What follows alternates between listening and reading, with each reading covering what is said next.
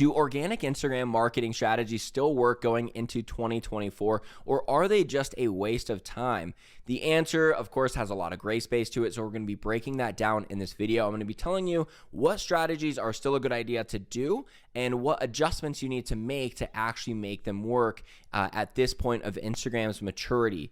I think everyone out there has spent a lot of time creating content. Maybe you've seen your Reels views just go down and down over time, and it has been for over 5 years now, just a slow descension on Instagram for most creators. I'm going to tell you how to be on the other side of that equation. Where are these views going? Let's be one of those creators that is seeing the uptick of views because everyone else is seeing the downtick. So we're going to be talking about posting. What is the best way to do posting going into 2024? Should you be commenting, follow-unfollow? Should you be doing stories? Should you be doing DMs? We're going to be breaking down all the major organic Instagram marketing strategies, and I'm going to fly through it because I know you got a busy schedule to get to. So just smash that like button now if that sounds good to you, and just unlike it later if I don't deliver, and then of course subscribe if you feel like I deserve it. So let's get right into it, starting with the types of posts that you should be doing. So it's not that much different from last year, so I'm not going to spend a ton of time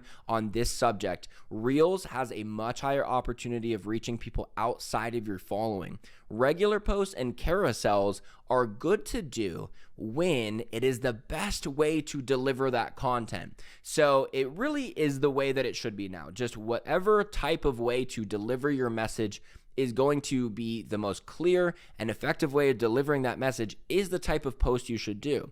It's not that you should never do carousels because Reels have a higher reach. And it's also not that you should never do single posts because they don't really get outside of your following. You should be doing whatever type of post is the best way to explain your message. So if I say I have 5 Instagram Reels tips, and then I think about what are they? Do they need examples? Do they need a visual aid? If they need a visual aid, then I'm probably doing a video or I'm going to do a carousel because I can't fit all of that into a single image. You don't want to be basing your decision of what kind of content to come out with anymore based off of what the algorithm likes. You should be basing it off of what is the best way to communicate this message. Moving on to DMs. Now, how many of you out there, let me know by just dropping a comment of a hand raise, have ever gotten a DM promoting something at all? All of us, right? How about every week? Every one of us gets some kind of promotion every week. And there are people who come out and just blatantly tell you, promotion, do you want to do it? And you know, they probably don't even make it to your regular inbox and you just delete it before you even open it. And then there's people out there that they're a business and they are trying to ease into your DMs. And for a long time, because I did the strategy too, and I still do it, it worked extremely well because you would come out and you would just compliment someone's account, say, hey, I just want to let you know you're doing a great job, blah, blah, blah. They'd respond back like, oh my God, thank you so much for your compliments. And then you'd be like, yeah, do you want to do a free consultation call, right? Or do you want to watch my webinar? Can I send you my free guide? Like they'd always have something else to send you after. And then you'd be like, oh, sure, right? Because it was new to you. And every marketing strategy works great until the customers become completely aware of, you know, the Trojan horse. I don't want to say like it's not malicious, right? They're giving a free value, they're giving a free coaching call, whatever it is, but they're still leading them down their sales process. And what I found is now whenever I just compliment a random account and I say, hey, I just want to let you know your page looks great or whatever, they don't even respond a lot of times because they know what's coming. They know that this account that has 10K followers is not going to just randomly find them and send them a message unless they likely have something else to pitch.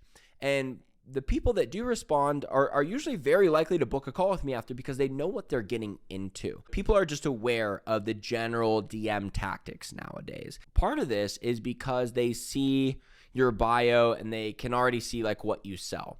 So for me, I have had my bio where it was like Instagram ads.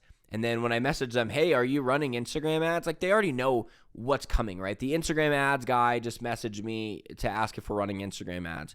So if you are doing a DM strategy, the first thing that you're going to want to adjust is to make your bio a little bit more ambiguous. And I know this is typically not the best advice because you want full clarity. But if you're about to go on a DM spree, especially, if I would put just like social media marketing, Derek Videll, social media marketing, instead of Instagram ad specialist or whatever, then this is going to be easier for me to talk to these companies about Instagram ads. Now, if you are messaging a very specific niche, maybe like wedding photographers, then you want to still have like wedding photographers, like your declared niche in your bio should be there, but you shouldn't be like as salesy. You shouldn't be letting people know what your offer is in your bio if you're going to be DMing, because this is how you're going to get a lot of people just instantly knowing, oh, I bet they're reaching out to sell me something. And the people that do respond, like I said, are usually going to be really great because they know that you're going to sell them something and they still invited that to happen. But this is why you're going to want to be a little bit more discreet. So the other tip that I'm going to give you is try this. Try the one sentence cold DM outreach. You're going to not try to seem like you put all of this effort into saying hi to them, is really how to get more people to respond to your DMs. So rather than saying, hey, I just checked out your account. Oh my God, amazing stuff you're doing. What a cool product you have. And I was in Paris last year too. I saw that you were just in Paris and, how's everything going in your business? Like if you send them multiple sentences, especially as that first point of contact, they can tell with the level of effort that you're putting into this conversation to this random person that you likely have extra motives. So if you are going to keep doing the DM approach, I would say try to just do the single sentence DM approach. And the great thing about this is it takes a lot less time to do. So DMing is still an amazing strategy. And pretty much every business out there should have some kind of DM outreach strategy going on. So I've got other videos on that, but hopefully you've figured out something that is a good idea for you to do DM outreach wise by now.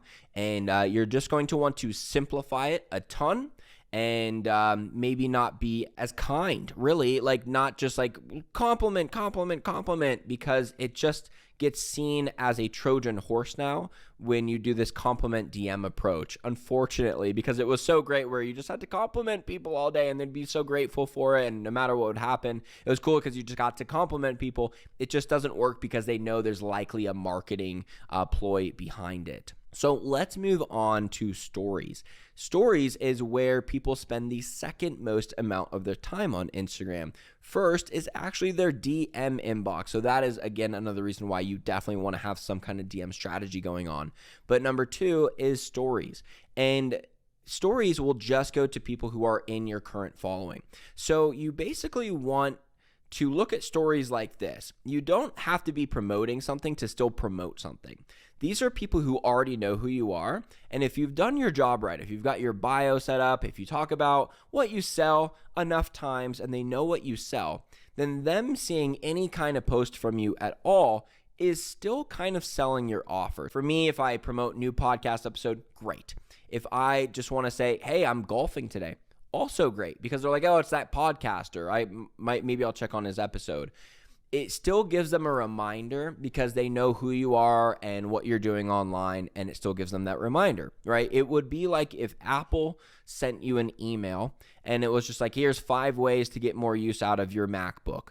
It still makes you think about the AirPods that you want to buy. Just any kind of touch point still is great. So stories, you want to try to have 3 to 5 stories active at most times so that you can have just some kind of point of contact and you can hold people's attention for a while, because a lot of people are just watching their entire story feed, just next story, and they're just going through it, and that is where a bulk of their time is being spent. The last thing we're going to be talking about is like following and commenting strategies. Following an account always gives them an invitation to follow you back. But the thing is when you just do it out of nowhere, it doesn't work anymore, because people that aren't even social media marketers know about Follow-Unfollow. It worked so well before the general person knew what was going on. They're like, holy shit, like a blue verified checkmark account just followed me. Like I'm totally following them back. Like it worked to like a crazy level in like 2015 to 2018, especially because people were coming from Facebook and they're like, oh, friend request Okay, friend request accepted, follow back is like how they were viewing it. However, if you are having a positive DM conversation with someone, if you have a few comments exchanged back and forth on someone's post, whether it be your own or someone else's, then you can follow them, especially if you wouldn't mind seeing their content on your feed. And then just kind of give them that invitation to follow you because you're like, hey, we had a conversation, I'll follow you. So it's a pretty good idea. Like if you have a conversation with someone, they haven't followed you yet, and you would really like to earn their follow because you can see that they're a target customer of yours, then that is where you can follow them and hopefully insinuate the follow back. Now, if you don't really want to see their content on your feed, it would be a distraction to you while you're trying to get worked on social media, then I would just instantly mute their either story posts or their feed posts so that you don't see them, but you still follow them. And then that would just be a way to invite them to, hopefully follow you back. Commenting is a great strategy, especially if you have a verified check mark, because you will likely be at the top of the comments just having the check mark. So you can pay for that now. It's $15 a month. If you're going to incorporate a commenting strategy, this would be a great idea. But what I've been doing over the last month is I follow all the main creators in my space, the people who I want followers, just like the ones that they have. And I just leave a comment if I have one, right? I'm not trying to just be like fire post, like I'm going to say something that is completely true, or I'm not going to say anything at all.